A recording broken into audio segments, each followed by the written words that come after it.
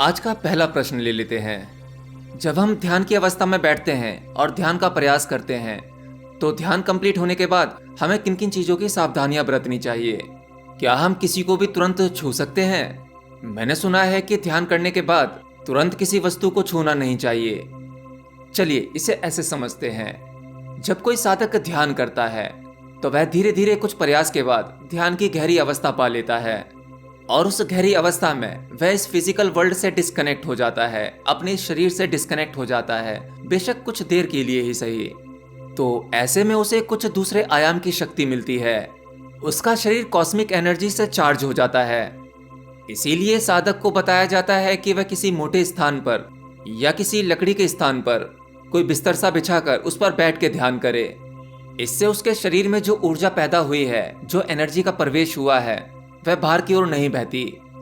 तो ध्यान कंप्लीट होने के बाद आपको किसी भी धातु या मेटल की चीज को नहीं छूना चाहिए।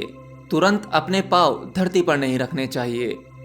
ऊर्जा का बहाव हाथों में तेजी से बहता है, तो इसलिए डायरेक्ट आपके हाथ किसी ऐसी चीज पर टच नहीं होने चाहिए जहां से ऊर्जा बहकर निकल जाए, बल्कि उन हाथों को आपको अपनी आंखों पर लगाना चाहिए, अपने माथे पर लगाना चाहिए, अपने ही शरीर पर रब कर लेना चाहिए और कुछ देर तक, कम से कम 15 मिनट तक आपको उसी स्थान पर बैठे रहना चाहिए जहां पर आपने ध्यान किया था।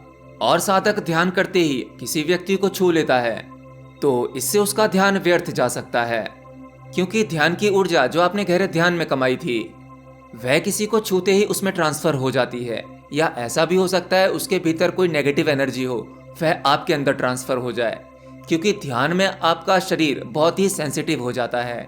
आप शारीरिक और मानसिक रूप से एकदम सेंसिटिव होते हो। आप स्वाभाविक प्राकृतिक होते हो, तो आपको किसी को छूना भी नहीं चाहिए। आपने देखा होगा कि पुराने जमाने में जो गुरु हुआ करते थे, जो योगी हुआ करते थे, या अपने हिंदू धर्म की परंपरा में आप देख सकते हैं, वे लोग किसी से हाथ नहीं मिलाते थे, बल्कि अपने ही दोनों हाथों को जोड़ लेते थे, क्योंकि वह ऐसे ही अपने शरीर की कुछ कीमती मेमोरीज आपको यूं ही नहीं देना चाहते।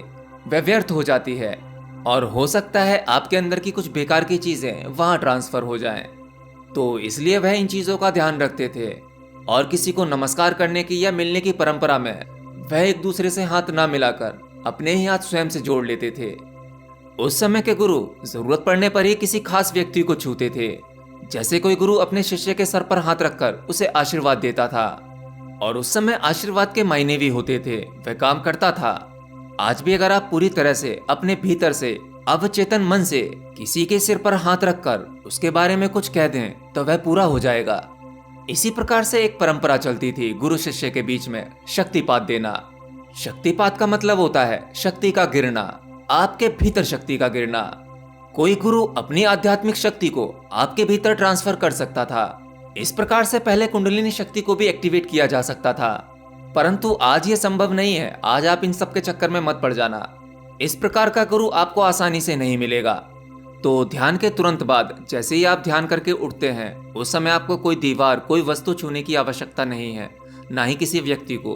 तकरीबन 10 से 15 मिनट आप यूं ही बैठे रहें। जैसे आपने ध्यान कंप्लीट किया, बस ऐसे ही बैठे रहें। अपनी आंखों को भी धीरे धीरे खोलें और बस बैठे रहें। धीरे धीरे शरीर को मजबूत होने दें चेतना रूप से।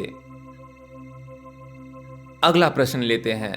आमतौर पर जब कोई बच्चा पैदा होता है, तब वह पैदा होते ही रोता है। यह तो एक सामान्य घटना है, परंतु जब कोई बच्चा पैदा हो और वह रोए ना, वह हंसता हुआ पैदा हो, तो इसका क्या अर्थ है? देखिए, बच्चा 3 अवस्था में पैदा होता है। पहला, जो आप जानते ही हैं, जब वो होता है तब वह रोता है। वह उस समय बेहोश है, वापस इस मृत्यु लोक में आ गया है। उसके रोते ही उसके शरीर का क्रम चालू हो जाता है और वह एक नए संसार में आ जाता है। वह माँ के गर्भ में एक सुखी वाली अवस्था में था, परंतु यह संसार उसके लिए अनजाना है, पीड़ा से भरा हुआ है। तो ये तो सामान्य स्थिति है। दूसरी स्थिति में जब बच्चा पैदा होता है और वह बिल्कुल भी ना रोए, तब इसके 2 कारण हो सकते हैं। हो सकता है वह बच्चा एबनॉर्मल होगा, मानसिक रूप से कुछ डिस्टर्ब होगा। कई बार ऐसे बच्चे के बचने के चांस भी कम होते हैं, मतलब इस तरह के बच्चे पैदा होते ही मर सकते हैं। और दूसरे केस में यह भी हो सकता है कि वह पिछले जन्म में होश की अवस्था में उसने शरीर छोड़ा होगा, तो इस जन्म में उसकी होश की अवस्था में ही जन्म हुआ है। तब वह जानता है उसके लिए रोना आवश्यक नहीं है, वह शांत रहता है। तो इसमें दो चांसेस हो सकते हैं, एक तो वो एबनॉर्मल हो सकता है, दूसरा उसके पूर्व जन्म का उसे सब कुछ पता है और ये जन्म भी उसने होश में लिया है। और तीसरी अवस्था, जब बच्चा हंसता हुआ पैदा होता है, तब ये अवस्था एक अवतारी बच्चे की होती है। मतलब उस बच्चे को पिछले ही जन्म में ज्ञान प्राप्ति हो चुकी थी। अब उसने किसी विशेष कार्य की वजह से जन्म लिया है जिसे वह पूरा करने आया है। यह तीसरी वाली घटना बहुत रेयरली घटती है, ये हजारों वर्षों में कभी एक बार होता है। ऐसे बच्चे को अपने पिछले कई जन्मों का याद होता है और वो जैसे जैसे बड़ा होता है वह भूलता नहीं है, उसे सब याद होता है। उसका यह जीवन ध्यान का जीवन होता है। वह सब कुछ जानता है, जो होने वाला है वह भी और जो हो चुका है वह भी। तो इस तरह के बच्चे अवतार वाली श्रेणी में आते हैं।